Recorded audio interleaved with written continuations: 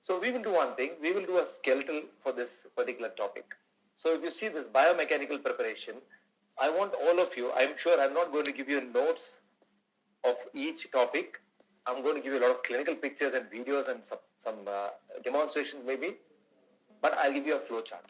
Suppose a question comes on BMP. What will you write? In fact, it's not called BMP anymore. It's called cleaning and shaping. Sometimes there's shaping and cleaning because you have to shape first and then clean next. We'll talk about all that things. But the most important thing what you need to understand is structure your answer, for which, for me, it starts from introduction to conclusion, whatever the headings that can come.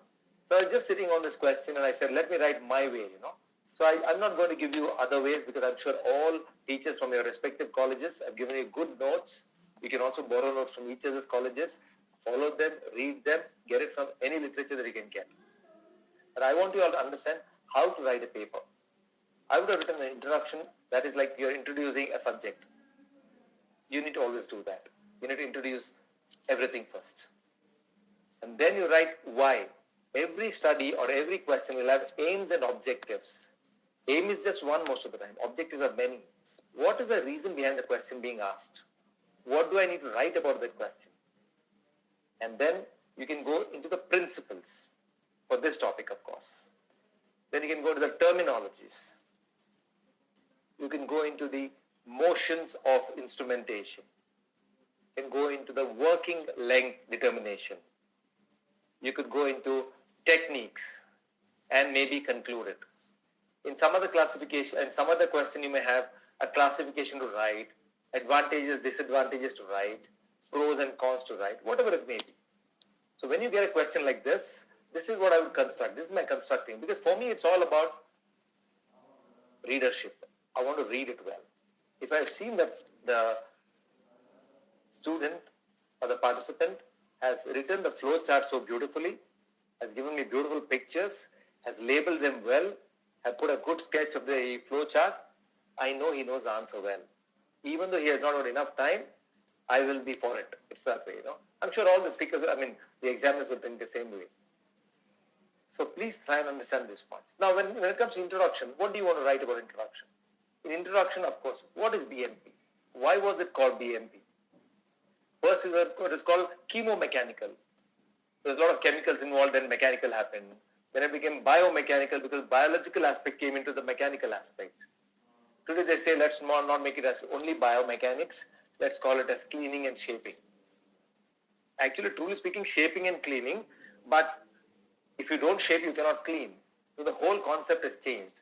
These are all newer words that's been mixed up and used up. You can call it a misnomer. You can call it as the right word to be used. That's your wish. First thing is about introduction. Give it in a small paragraph, apt and brief.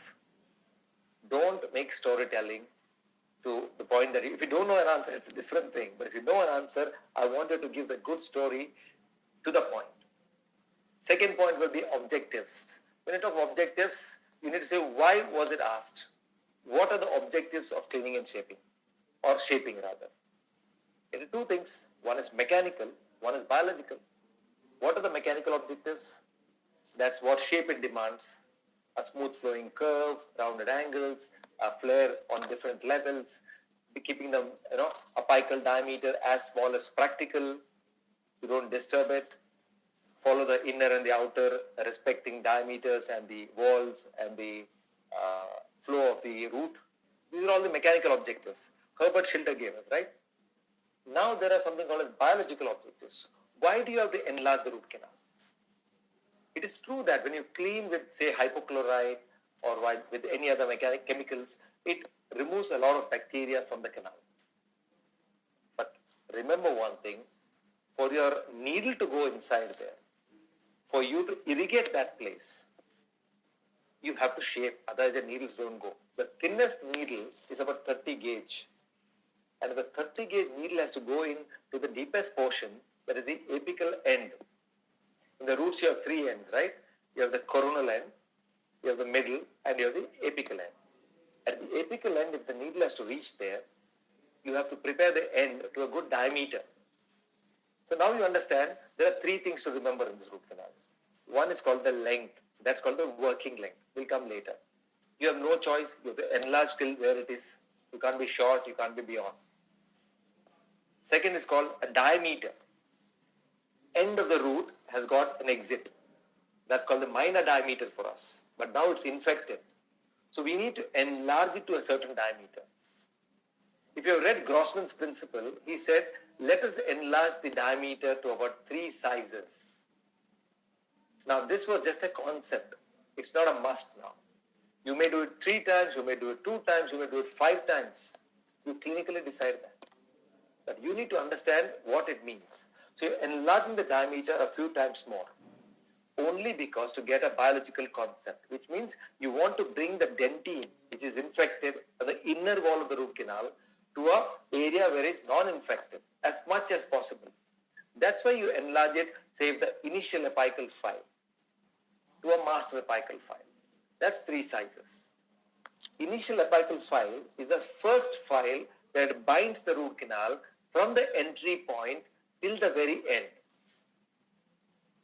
till the prescribed point. That's a snugly fitting file that goes to the full length. It's called the IAF. It's an initial apical file. Now, old literature demands that you have to do it 3 sizes more. So if the 10 number file, a K file, is binding tightly, we want you to enlarge till 15, 20 and say 25. So you stop at 25. Fair enough. In the newer concept, the whole thing has changed because argument is very simple. They say, suppose I enlarge till 25, what guarantee do I have I get clean canals? Or sometimes I don't need 25. I can be lesser than that and still have clean canals. Both arguments are correct. It also depends on is the tooth vital or non-vital, infected or non-infected. So that theory is a separate topic. We're not going there. I just thought I'll give you a little clinical perspective why these 2 objectives existed. A mechanical and a biological. Biological because it is not only because of irrigation that the bacteria go out. When you do a cleaning and shaping, mainly shaping, a good amount of bacteria gets out because of the dentine debris that gets cut and you are washing it out. So mechanical is still there, but it's called a shaping. That's what you should understand. So then comes principles. What are the different principles you want to think about? We'll just stick to Cohen. There's crown preparation, root preparation. Root preparation was called as radicular cavity preparation. They spoke about terminologies. Now different terminologies have been used. Now we'll just cover a few of them. I just picked up some clinical slides to explain them better. Like a pre-curved filing, maybe apical patency, a glide path, a recapitulation. These are the words I saw in the books. I know I'm speaking to undergraduate students. I know I'm speaking to young minds. But if you understand this well, I think at these points are kept in your mind. Constructing a paper, writing an answer should not be a difficult thing because this is an absolute a clinical thing. If you go into some topics which are non-clinical, where there are formulas, I know you may have to mug up, you may have to by heart, you may have to study it a very, very different way. Okay? So the next point. We'll come to this point one by one in a clinical example a little later. Motions. When you talk of motions, you need to understand again, what are the motions of instrumentation? The oldest motion was called reaming. You type into Google, type into any, dictionary, ask what is reaming. One of the meanings will be, you're reaming a root canal space. That's how close reaming was mentioned. Basically, you're drilling into the space to remove the dentine. Okay? Filing. Filing is what you're going in and out to again cut dentine. Then it came circumferential filing. Then there is watch winding. There is balance force, envelope of motion, whatnot. We'll see if time permits, we'll cover them. Working length is another important topic because you can only work till where you can go. Like I said, this first was length, then was diameter, third is known as taper. Taper is less important when it comes to length, diameter and taper. Length you have no choice, diameter you have less choice, taper you have all the choice. Do you want to make it a big flare? Do you want to make it less flare? Choice is yours. Follow whichever concept you want, everything works. Glide path. So if you see here, what do you mean by glide path? Again, as undergraduate students, don't get confused.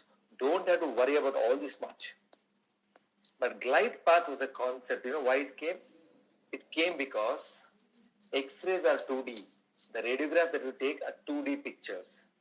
And tooth is a 3D. So what we need is, we need to work in a 3 dimension or a third dimension which we cannot see. So to get the glide path, when you make a radiograph, you can see the right and the left, that is mesial and the distal. You can see the down and the top, that is the crown and the root. But you cannot see the in and the out. That's the third dimension, which means you cannot see the cheek and the palate. That's the third dimension, for which sometimes we need CBCT, like a scan, like a 3D. I'm not going there. What you need to know simply is, what is a glide path?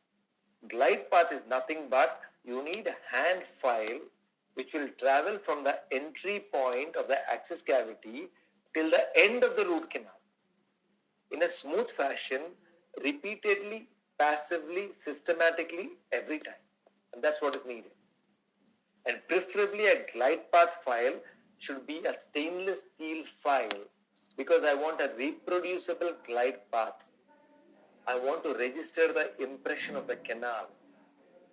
Because when you take the file out, when it curves palatally, when it curves buccally, the file when you take out, it shows me the direction of curvature, which never comes on a 2D, never comes on an X-ray, never comes on a radiograph. That's what glide path will teach you. So what you need, simplest is the smallest file. When I say smallest, of course you will argue and tell, yeah, 6 is small, 8 is small. Correct, it's small. But the standard file that 10 number offers you with resistance, the others don't. So I need a 10 number file to go up to where you can go, if possible to the full length of the root end, that's here. That is known as a full glide path, a passive glide path. It has to be a super loose number 10 file. That's how it is. Now, if that you can get, I think the root canal becomes easy. Because you know the path, you know the direction of its travel. It might be a short canal, long canal, curved canal, narrow canal, wide canal, straight, anyway, or a block canal. So you get an idea of how to work. So they are called scouter files, like the number 10 file or the small files are called scouter files. Like I said, it's for undergraduate I'm talking, so I don't want you all to get worked up with all these references. But these are the people who develop these concepts. The good clinicians, Richard Munns, or your Cliff Ruddle, or John West, they are the people. So I'm not going to read the slides here, but what you need to understand is, you need different types of files for different cases. So every root canal may not be simple. Some may be simple, some may be a little difficult, some may be not very, very difficult. So we've classified them as simple, not so simple, or not at all simple. So different types of files to get the path inside. So these are hand files. In the earlier days, we did root canals with only hand files. We put a 10 till the file becomes loose. We took it out, washed it, put a 15, again did it, put a 20, again did. We went on doing it till say 40 or a 50 or a 60 number size. 60 is nothing but 0.60, the 60 size apical diameter, a 0.6 cross-sectional diameter at the apex. But these were all hand files called 2% files. Leave it at that. I'm just trying to give you a concept. Because I told you a steel, you can pre-curve the file. So when it's a hand file, don't write as a night type, please write as a steel file. Even though you get night type, that's not for routine endodontics, it's for something else. Okay? So you pre-curve the stainless steel file and we'll use it in the root canal. The 10 number files you can pre-curve. Like, I only want to speak about patency filing. You know what patency means? It's nothing but purposeful placement of an 8 or a 10 or a 15 number file little more than the tooth length. That is the apical diameter, minor diameter, not the major diameter. You had words like step back, a step down, or a step back and a crown down. One was conventional preparation, we prepared to whatever sizes.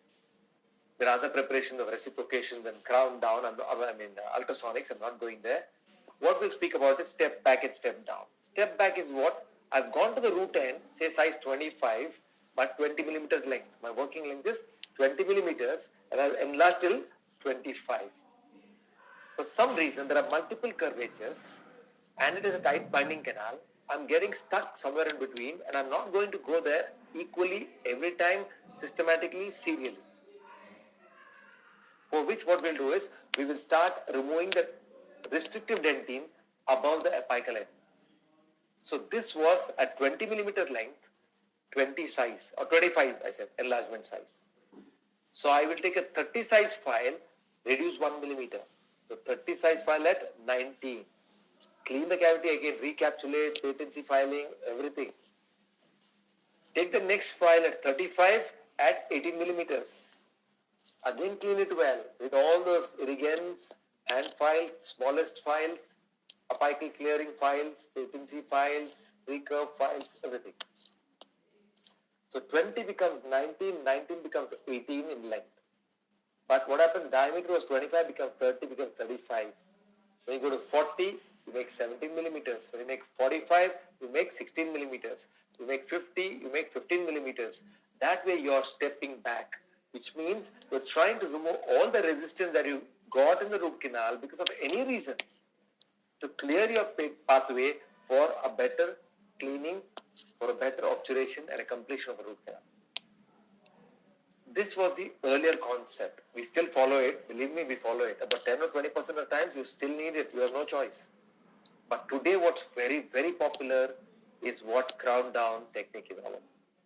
Which means we start from the top. We start with a larger file, a bigger file, a much bigger tapered file. And you know what? We are working on the sides and not the tip. The tip doesn't cut, only the sides cut. And then we'll use a next file to go deeper. Sides cut, a next file to cut, and next file to cut. So it keeps going that way.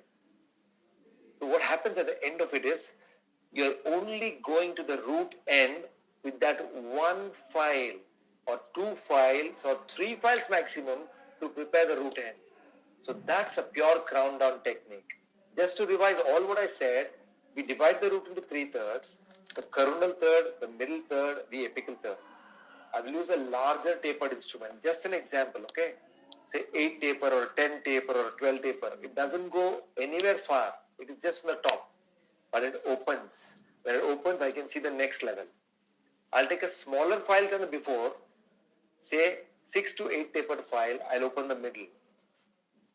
Then I'll use my hand files and go till the root length. I'll make my working length. And then I'll start working on the root end. There I'll use maybe 4 or 6% files. These are only tapers. Then I will say I'll end at 25, I'll end at 30, I'll end at 40. That becomes the diameter. So length of the root canal is important. Taper is not so important. Diameter is also important. Okay. So understand this concept. This is about root canals. Now when I shape, we do this. So entry, what happens?